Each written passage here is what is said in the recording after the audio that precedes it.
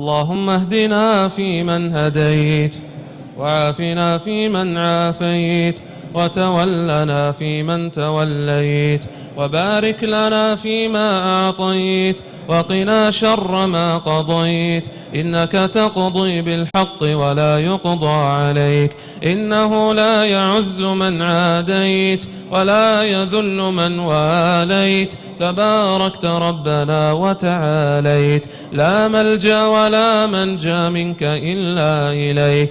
نستغفرك يا ربنا من جميع الذنوب والخطايا ونتوب إليك، فلا لجا ولا ملتجا منك إلا إليك.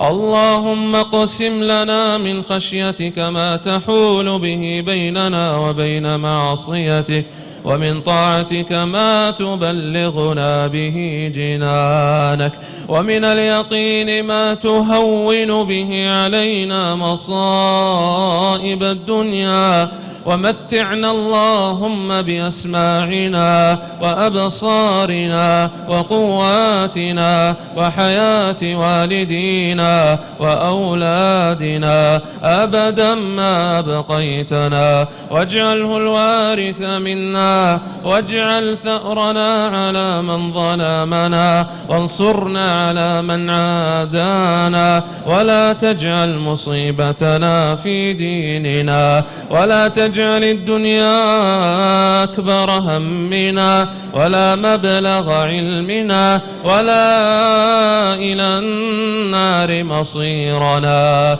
واجعل الفردوس الأعلى هي دارنا وقرارنا. اللهم إنا نسألك الجنة وما قرب إليها من قول وعمل، ونعوذ بك من النار وما قرب إليها من قول وعمل.